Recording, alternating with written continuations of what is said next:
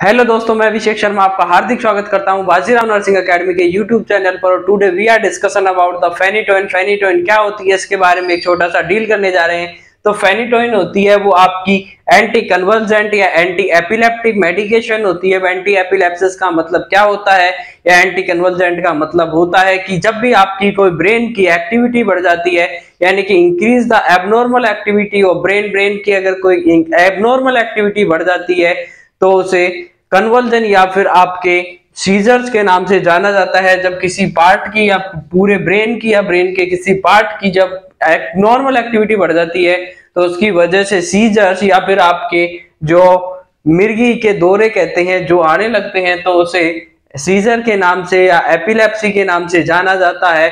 तो एक डिजीज होती है यानी सीजर होती है, वो आपका एक सिम्टम्स होता है यानी कि जो ब्रेन के एबनॉर्मल एक्टिविटी बढ़ने की वजह से आता है, सीजर है। और एबनॉर्मल एपिलेप्सी होती है। एपिलेप्सी का मतलब होता है कि बार बार सीजर आना, यानी सीजर होती है वो एक सिम्टम्स होता है जो ब्रेन की एबनॉर्मल एक्टिविटी को प्रदर्शित करता है। लेकिन जो एपिलेप्सी होती है, और एपिलेप्सी का मतलब होता है कि एक डिजीज है, और डिजीज में जिसमें कि बार बार में सीजर आते हैं उसे एपिलेप्सी के नाम से जाना जाता है। कन्वर्जन का मतलब होता है कि एबनॉर्मल या jerky movement in the body में एबनॉर्मल और जर्की मूवमेंट का होना ही आपका कन्वर्जन कहलाता है। तो उसके रोकथाम के लिए या उसको ट्रीट करने के लिए एक मेडिसिन यूज की जाती है और फेमस मेडिसिन है फेनिटोइन। अब फेनिटोइन क्या होती है? फेनिटोइन होती है ये आपकी सोडियम, जो फेनिटोइन होगी sodium channel blocker, sodium channel blocker के नाम से जानी जाती है। यानी जो फेनिटोइन होती है वो जाकर के आपके जो सोडियम के चैनल होती है उनको ब्लॉक कर देती है और अपना इफेक्ट दिखाती है, यानी सोडियम चैनल ब्लॉकर होती है। अब फेनिटोइन का नॉर्मल लेवल क्या होता है? फेनिटोइन के नॉर्मल लेवल की बात कर लेते हैं। तो नॉर्मल जो इसका लेवल होगा 10 से 20 10 to 20 माइक्रोग्राम पर ml लेवल इसका देखने को मिलता है। यानी फेनिटोइन होती है उसका नॉर्मल लेवल होता है 10 से 20 माइक्रोग्राम पर ml, और अगर इसका level more than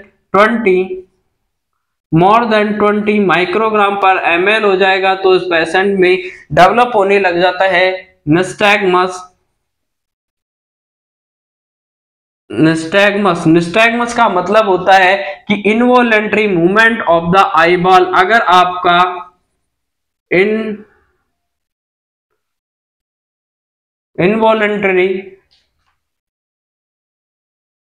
involuntary movement of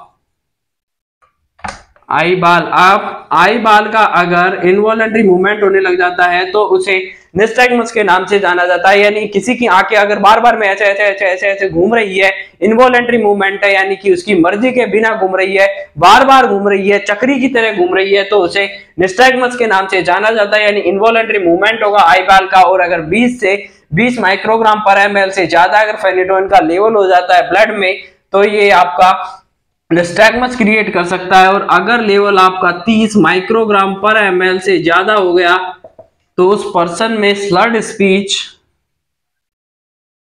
speech develop हो जाएगी या फिर हो जाएगा उसमें अटैक्सिया। स्लर्ड स्पीच और अटैक्सिया देखने को मिलता है। स्लर्ड स्पीच का मतलब होता है कि जब भी दारू पीने के बाद में जो आपकी उसकी भाषा हो जाती है या उसकी जो शैली देखने को मिलती है, यानी कि जो बोलने का तौर तरीका होता है, उसे स्लर्ड स्पीच के नाम से जाना जाता है। यानी कि जो आदमी एक पैक लगाने के बाद में जो अपनी भाषा में या परिवर्तन आ जाता है उसकी स्पीच में, उसे स्लर्ड स्पीच के नाम से जाना जाता है। और अटैक्सिया का मतलब होता है कि इनवॉलेंटरी मूवमेंट, यानी कि जो आपका जो कोऑर्डिनेशन था बैलेंस का वो डगमगा जाएगा, यानी बैलेंस होगा और कोऑर्डिनेशन होता है और बैलेंस होता है वो डिस्टर्ब हो जाता है, तो उसे अटैक्सिया कहते हैं।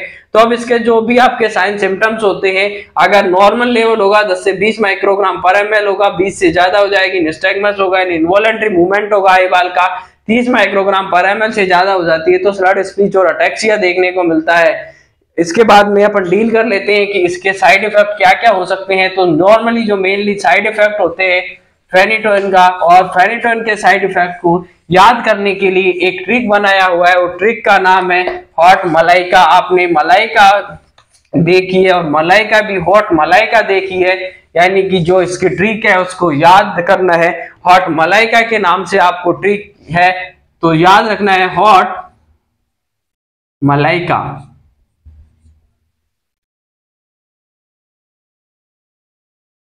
हॉट मलाइका का मतलब होता है H for हिस्टूटिज्म,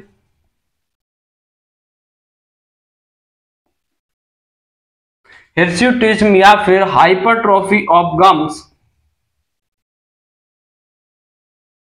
hypertrophy of gum, यानी जो गम्स होते हैं, जो आपके मसूड़े होते हैं, उनमें हाइपरट्रॉफी हो जाती है। और जो मोस्ट कॉमन सिम्टम होता है वो आपका hypertrophy of gums, most common, जो कि अगर फेनिटोइन की टॉक्सिटी होगी तो मोस्ट कॉमन सिम्टम जो देखने को मिलता है वो हाइपरट्रॉफी ऑफ गम्स देखने को मिलेगा। हिर्सुटिज्म हो सकता है, हाइपरट्रॉफी गम्स होता है, मोस्ट कॉमन देखने को मिलता है। ऑस्टियोमलेशिया, ऑस्टियोमलेशिया, और ऑस्टियोमलेशिया का मतलब होता है कि बोन की softening of the bone, bone की सॉफ्टनिंग हो जाना, यानी कि जो बोन विटामिन डी की कमी से देखने को मिलता है, बोन सॉफ्टनिंग, बोन की सॉफ्टनिंग देखने को मिलेगी। ऑस्टियोमलेशिया देखने को मिल सकता है, यानी कि जो बोन की सॉफ्टनिंग होती है, अडल्ट में बोन की सॉफ्टनिंग होती है, ऑस्टियोमलेशिया के नाम जाना जाता है। बच्चों में जो रिकेट्स के नाम से जाना जाएगा। T4 से टेराटोजन होती है, यानी प्रेगनेंसी में इसको अवॉइड करना है, प्रेगनेंसी में अवॉइडेड करना है। टेराटोजन होती है, ये जा करके अपने जो माता से निकल करके बच्चे में जाएगी और उसमें साइड इफेक्ट कॉज कर सकती है, तो उसको अवॉइड करना होता है। मेगेलोब्लास्टिक, मेगेलोब्लास्टिक एनीमिया करती है, यानी फोलिक एसिड के लेवल को कम करेगी, decrease the folic acid, folic acid का जो लेवल होता है उसको कम करती है। मेगेलोब्लास्टिक एनीमिया करेगी, फोलिक एसिड के लेवल को कम करेगी। A4, ए का मतलब होता है यानी कि आपका क्या कर सकती है,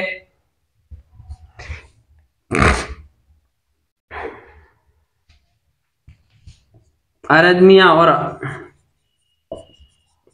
अरिथमिया कर सकती है, और मेगेलोब्लास्टिक एनीमिया कर सकती है, अरिथमिया कर सकती है। लिम्फ नोड की साइज होगी, यानी कि जो लिम्फ नोड है, लिम्फ नोड की साइज को बढ़ा देती है, यानी लिम्फ नोड साइज इंक्रीज कर देगी। इंसुलिन को कम करती है, और जब इंसुलिन का लेवल कम होगा, इंसुलिन डिक्रीज होगा, तो इसमें हाइपरग्लाइसीमिया,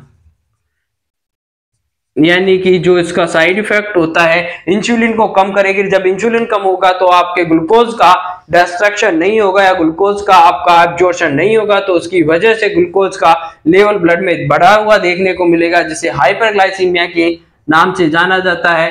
विटामिन डी के लेवल को कम करती है, यानी डिक्रीज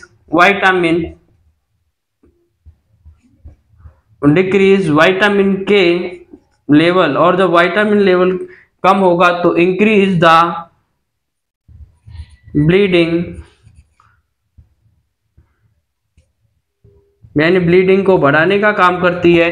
इसको इंसुलिन को कम करेगी, हाइपरग्लाइसीमिया करेगी, और के लेवल को, विटामिन के लेवल को कम करती है, यानी ब्लीडिंग के चांसेस को बढ़ा देती है। और लास्ट में आपका अटैक्सिया कर सकती है। तो ये आपने देख लिया है कि जो फेनिटोइन होती है, फेनिटोइन को याद करने का तरीका है या ट्रिक है कि हॉट मलाइका, हॉट मलाइका के नाम से आप फेनिटोइन को याद भी रख सकते हैं। एच का मतलब होता है हाइपरट्रॉफी या हिर्सुटिज्म ऑफ द गम, और हाइपरट्रॉफी ऑफ गम होता है मोस्ट कॉमन जिसमें सिम्टम देखने को मिलेगा या साइड इफेक्ट देखने को मिलता है। ऑस्टियोमलेशिया में बोन की सॉफ्टनिंग हो जाएगी। टेराटोजन होता है, प्रेगनेंसी में इसको अवॉइड करते हैं क्योंकि बच्चे में जाकर के इसका टेराटोजेनिक या टॉक्सिक इफेक्ट कॉज कर सकता है। एम फॉर मेगेलोब्लास्टिक एनीमिया होगा, यानी कि फोलिक एसिड के लेवल को कम करती है। अरिथमिया कर सकती है, यानी कि डिसरिथमियाज कर सकती है, अरिथमिया कर सकती है। लिम्फ नोड की साइज को बढ़ा देती है, इंसुलिन को कम करती है, और आपकी जब इंसुलिन कम होगा तो हाइपरग्लाइसीमिया देखने को मिलेगा। विटामिन के लेवल को कम करती है और ब्लीडिंग के चांसेस को बढ़ा देती है। अटैक्सिया देखने को मिलेगा। तो इस तरीके से आपने एक महत्वपूर्ण ट्रिक के माध्यम से फेनिटोइन का लेवल, फेनिटोइन का साइड इफेक्ट और फेनिटोइन क्या काम आता है इसका डिस्कशन कर लिया है। तो वीडियो पसंद आया तो लाइक शेयर एंड सब्सक्राइब जरूर करें। मिलते हैं नेक्स्ट वीडियो में नए टॉपिक के साथ, तब तक के लिए जय हिंद जय भारत।